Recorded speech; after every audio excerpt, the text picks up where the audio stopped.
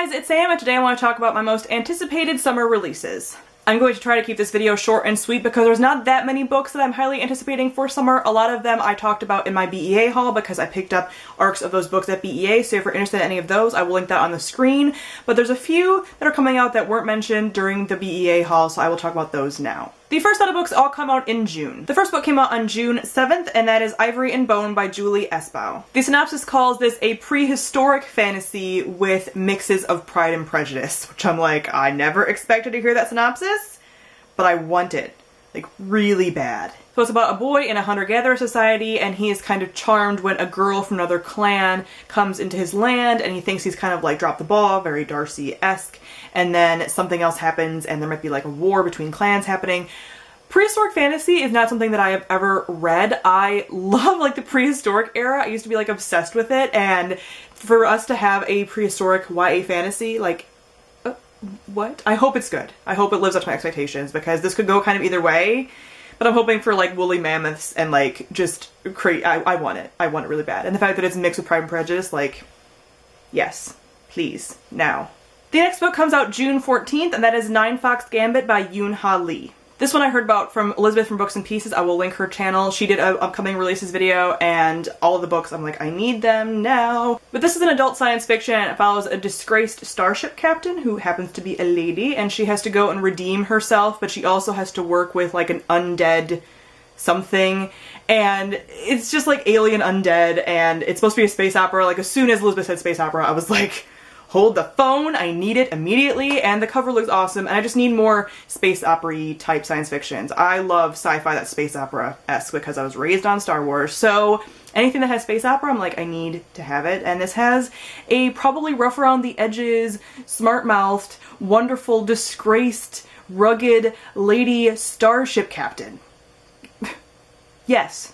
The next book comes out June 28th and is kind of a duh book for me, and that is The Darkest Magic by Morgan Rhodes. This is the second book in the A Book of Spirits and Thieves trilogy, which is a spin-off trilogy from the Fallen Kingdom series, which is one of my most beloved series of all time. So this is a spin-off, and it takes place both in our world and in the world that is the Fallen Kingdom's world.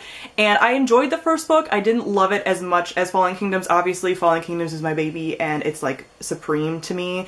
But I'm really looking forward to what happens with this, and if we were going to tie more into the Fallen Kingdom story and stuff, because the first book is, again, laying the foundation between modern day and Medica and stuff and all the different characters. So I do have some theories about how things are going to tie in. I want to see if some of those theories do come true. I'm really bad at guessing theories, so they probably won't, but I still want to know what happens, obviously. It's Fallen Kingdoms, and I love it. And the last book also comes out June 28th, and that is And I Darken by Kirsten White. This book wasn't getting any hype, and then all of a sudden it is getting more hype and stuff, so I don't know. I'm a little nervous. I hope that I can read it before any kind of insane hype happens, but I know two of my friends have read it and really enjoy it, so hopefully I will as well. And this is supposed to be about a lady Vlad the Impaler, basically. It's like a Vlad the Impaler retelling. So it's about a girl who is a brutal princess in like the Ottoman Empire type period.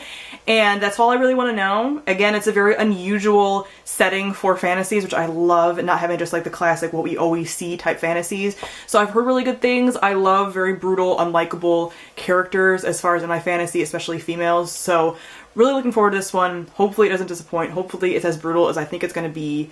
Really looking forward to this. And then I don't have any books that I haven't already mentioned in previous BEA hauls or anything that come out in July, so skipping right to August. The first book is one of my most highly anticipated releases for the entire year. It comes out August 2nd, and that is The Beauty of Darkness by Mary E. Pearson. This is the final book in the Remnant Chronicles, the first book being The Kiss of Deception. It's one of my most beloved trilogies. I'm so excited to see what happens. I've been basically screaming since the last book came out that I want this last one, and I don't know what I'm going to do with myself because a lot's gonna happen, and I don't know all that's gonna happen, and I hope all my babies turn out okay, but I don't know, and yeah, it's gonna be intense, and I'm really looking forward to it. Also, among the Wolfpack, there are a lot of different opinions about this book and the ships within this series, although the ships are not the most important part at all by any means, so there's a lot of differing opinions, so I'm excited for the score to finally be settled, depending on what happens with this book.